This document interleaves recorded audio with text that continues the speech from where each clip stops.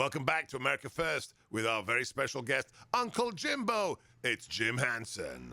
All right. Hey, we're in the final hour of the Thanksgiving Eve show here on America First Radio. And I want to bring in a friend and a colleague from the Middle East Forum. He runs the Middle East Forum's Action section, which is good because he's a vet like a lot of us. And Benjamin Baird, welcome to the show, Ben. Uncle Jimbo. Great to be here. Right on. Hey, listen, there's a thing you have been working on, and just to give folks an idea, Middle East Forum is a group I work with. It's a 501c3, does some of the best work, academically rigorous, deep intellectual pursuit of the actual truth about what happens in the Middle East in the course of formulating good policy and good strategy that supports Western civilization triumphing over the Islamists.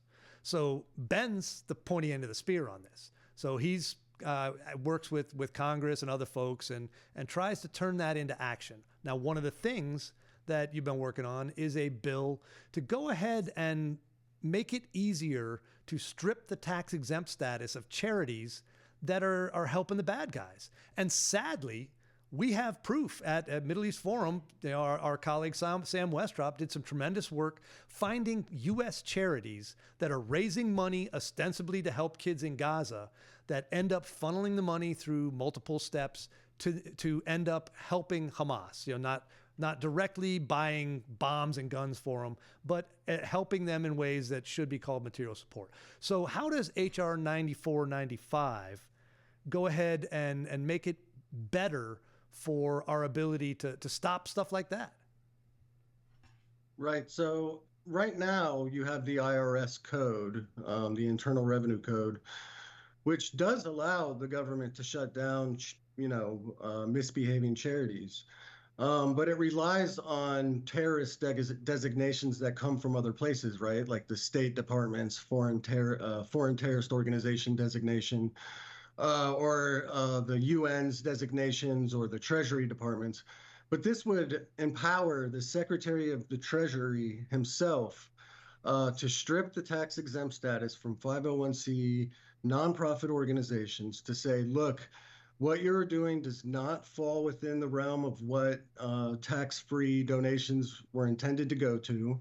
And so we're going to take that away from you. There's no reason that a nonprofit should be able to have tax benefits, be able to allow people that give them money to have tax write-offs of any kind. This has been a problem for many, many years. Post 9/11, we actually did something about it in this country. For years, there were counterterrorism, terror finance prosecutions that went after domestic nonprofits and did really good work. There was the Holy Land Foundation case back in 2007 that shut down the largest Muslim nonprofit here in the United States. It was called the Holy Land Foundation. It sent 5 very bad actor criminal terror financiers to jail for as long as 65 years. But since that time, in the wake of 9/11, the Treasury Department has stopped paying attention to domestic nonprofits almost altogether. Jonathan Schanzer, who is a former Treasury Department official, testified during a recent House Ways and Means Committee hearing to say that the Treasury Department doesn't even look at domestic nonprofits any longer. And so there needs to be a law that empowers the Treasury Department, that encourages them to do this, that takes away any sort of red tape or roadblocks that gets in the way, but that also provides due process protections and civil liberty protections. And allows let me ask you a question, though. Sure. I've heard the complaints about this, and that's where they go.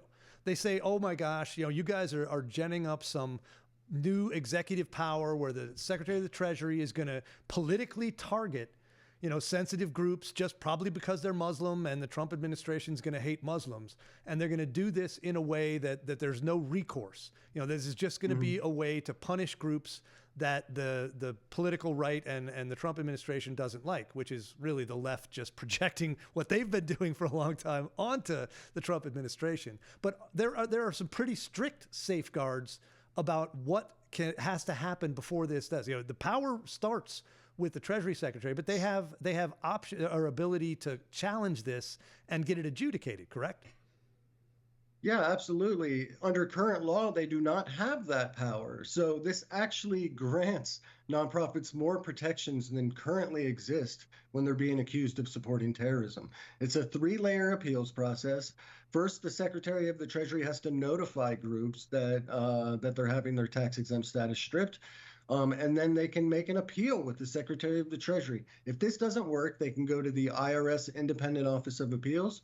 And if that doesn't work, they can finally go to an independent U.S. district court and fight it out there. So there's a lot of talk, even from elected officials who have criticized this bill, saying that there's nothing that they can do, that this is a crackdown on political enemies.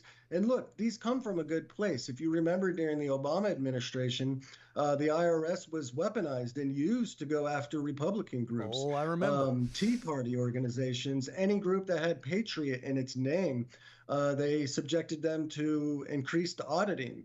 And so it comes from a good place. However, this is an increase in due process protections.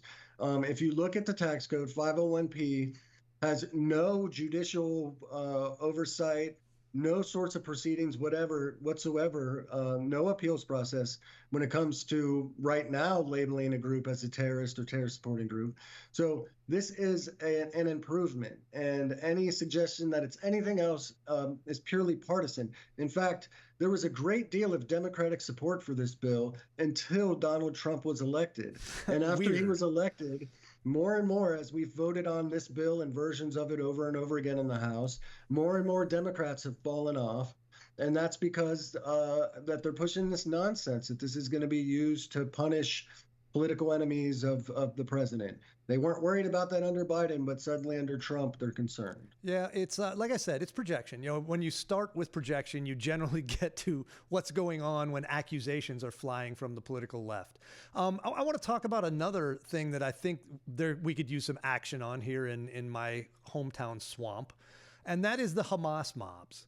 Now, we have had a year plus of Hamas mobs all over, destroying statues, you know, stopping students from attending class, intimidating Jewish students from even going on campus, you know, creating a violence, an environment where violence was, if not happening, at least threatened and possible. Is there a way we can go ahead and get some kind of action at that? You know, the funders, I know we know who's doing it. You know, it's the usual suspects. It's the Soros groups. And a lot of it is not even the Islamist groups. It's the left revolutionaries just using this as their current thing excuse. What can we do about that? Right. Well, first of all, passing 9495 would be helpful in this regard because groups like American Muslims for Palestine, which has come under the crosshair of Congress recently, they are fiscal sponsors of Students for Justice in Palestine, which is a main group that is behind many of these violent anti-Semitic protests that you see across the country. But you don't even need to pass a new law. The government can shut down nonprofits that are involved with funding these violent activities simply because they are not educational or they are not being organized for their tax-exempt status, the reasons why they get their tax-exempt status. So when a nonprofit isn't educational and it doesn't further the public good, they can take away that kind of funding. And that's what they should do for groups that are actively standing behind and supporting these violent student or sometimes non-student protests that are happening across the country. Because they do. They've got rent-a-mobs. You know, they've got essentially the same groups that they're bussing around from campus to campus. You know, oh, there's a statue over here. It's an old white guy. We can go ahead and deface that. You know, they did it in Lafayette Square across from the White House. You know, the George Washington University here in D.C., they went ahead and put a keffiyeh and hung a Palestinian flag on the founder of our country. I'm sorry, that's not, you know, and okay, I place free speech as much as anybody else, but this is an organized conspiracy to intimidate people into getting what they want, and that's not free speech. No, and you know, the other half of this is that a lot of this anti-Semitic radicalization that is happening on campuses across this country, it's being imported from foreign places like Qatar, Turkey, Iran. These are places that are funding American colleges through massive grants and endowments. and oftentimes not reporting these to authorities, or they're getting through red tape. And so Congress has put forward something called the Deterrent Act that would lower the reporting threshold for donations coming from foreign bad actors. It would lower it to 0 for countries like Qatar. Look, schools that take Middle East money have been shown to have 250% more anti-Semitic acts than schools that do not. So that's all a right, problem. Ben, I want to dig into that because Qatar has run some major influence operations, and I want to talk about those with you after the break. So we're gonna go to some commercials right now, and we'll be back with Ben Baird, director of MEF Action. I'm Jim Hanson. We're doing America First Radio. On behalf of the Nugent family and all working hard, playing hard American families in the asset column, thank you for driving home truth, logic, and common sense every day. We are with you. America First. Magnificent. Oh, you can't beat Uncle Ted. All right, it's Jim Hanson. I am back with the ineffable. I'm going to make you ineffable. Benjamin Baird, director of MEF Action. And I want to talk with you. You brought up some of the Deterrent Act, which is designed to kind of slow the influence of some bad foreign actors on our universities and overall. I think in my mind, the worst offender is Qatar. They have been bad for a long time, and they get away with a lot of stuff because they're very helpful to our military. You know, Al Udeid Air Base is a massive thing that we need, to need or use now, may not need.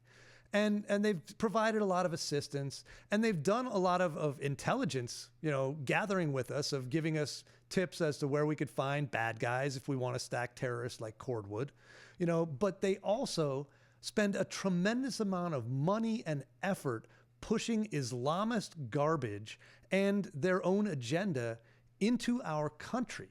And I'm curious, do you share the belief that they're one of the worst offenders, if not the worst offender? And can the Deterrent Act and other things like that actually make a difference and slow that down? Sure, yeah. I mean, without a doubt, Qatar is one of the most maligned foreign actors when it comes to U.S. Interests in the world. They should be mentioned up there with countries like North Korea, China, Russia. But they're not, and that's because they play this double game. On the one hand, they court Western governments, they invest in our economies, they invest in our education systems, and on the other hand, they're supporting violent Islamist jihadist movements throughout the Middle East. Groups like Al-Nusra Front in Syria, or Hamas, of course, in Gaza. They've given billions of dollars to Hamas over the years. They let their leadership live in Doha.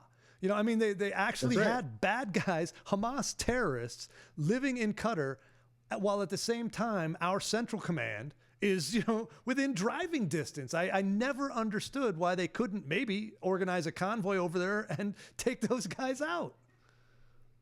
Yeah, I mean, the Biden administration from the very beginning should have pressed Qatar to say, look, you need to arrest these people.